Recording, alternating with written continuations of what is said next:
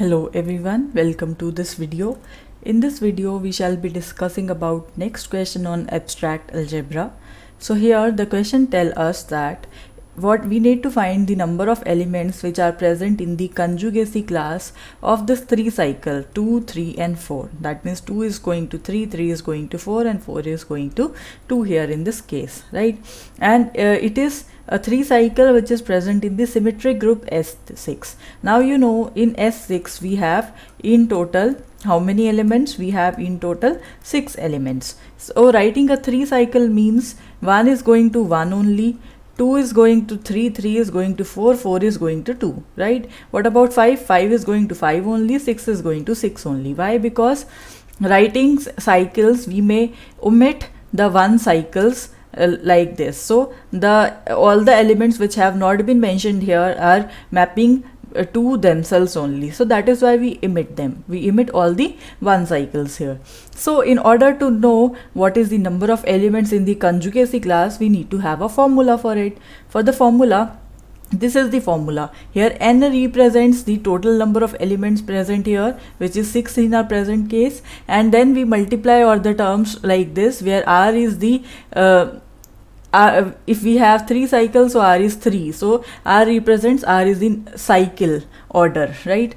So we take r raised to power nr, so how many such cycles are there, and then we take nr factorial. This is the formula. So first of all, let's quickly discuss how this formula appeared, and then we'll apply this formula in order to calculate our solution.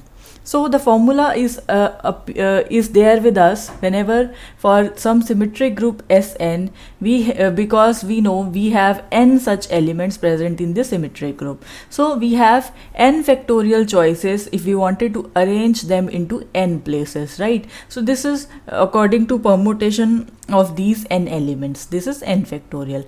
Now what we can do, because we have different cycles, so writing in cycle notation, whatever permutation is given to us, we write it in the cyclic notation.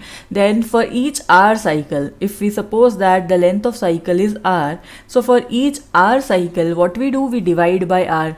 Why? Because the cyclic order here does not matter, and it also the order of the element from which we start also does not matter. So it only matters is how many elements are present in that particular cycle.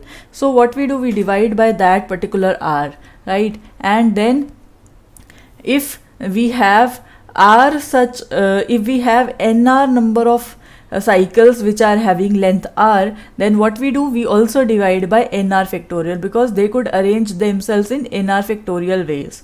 So why is this so? Because here also the order in which the cycles are listed is not important. Why? Because you can write a cycle A, B, C, D. This is equivalent to writing C, D, A, B, because here A, B and C, D, they are independent to each other and do not affect each other. So this is how the formula is produced. Now once we have the formula, in order to understand the formula in a more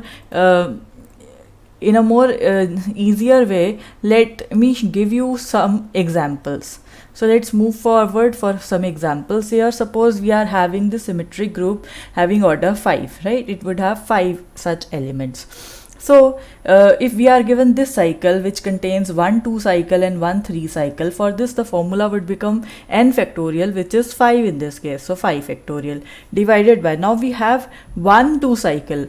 So the value of nr is 1 and the value of cycle is 2, right? We have 1 2 cycle, so that means we would have 2 raised to power 1, because r raised to power nr, so it would be 2 raised to power 1, and then nr factorial, which is 1 factorial. So this is for this particular 2 cycle. Now what about this 3 cycle? Next, for this particular 3 cycle 3 4 5, we have the length of this cycle as 3, and we have 1 such cycle of this kind. So therefore in this case we would have 3 raised to power 1 and then 1 factorial for this particular cycle, so this term.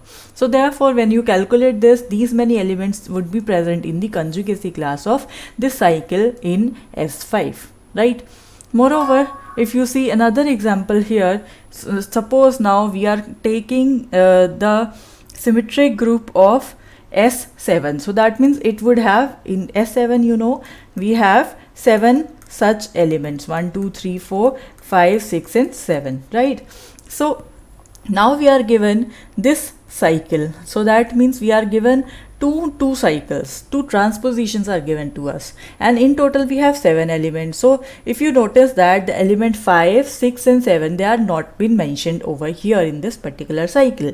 So what we do, we write single cycles of these numbers. Why? Because if they are not given into our cycles, then what we do, we just write it in single cycles, because they represent 5 is mapping to 5 only, 6 is mapping to 6 only, and 7 is mapping to 7 only. So therefore this becomes our cycle. Now for this cycle, we wanted to calculate the number of elements which are present in the conjugacy class. So according to the formula is n factorial divided by the product of r raised to power nr and then nr factorial, and this varies for different cycles, so it varies over r. So n is obviously 7, so we have 7 factorial here, there is no issue. Next we have 2 cycle here, we have 2 cycle here. So in total, if you see here, for 2 cycles, how many 2 cycles do we have? We have nr as 2, because we have 2 such 2 cycles, and moreover the value of r in this case, the length of each of these cycles is 2. So therefore we have 2 raised to power 2 here and 2 factorial, this for the 2 cycles.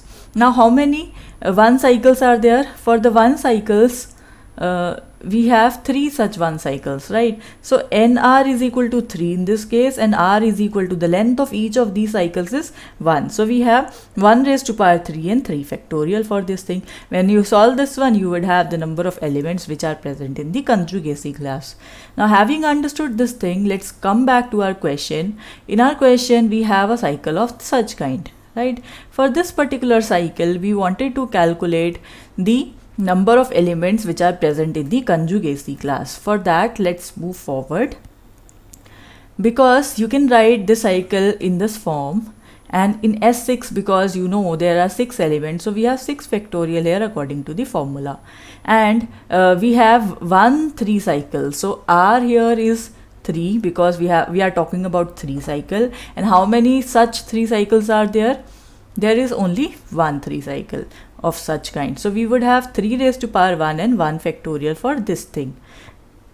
Next we have 3 more cycles here, right? And each one would have each one is having here the length as 1.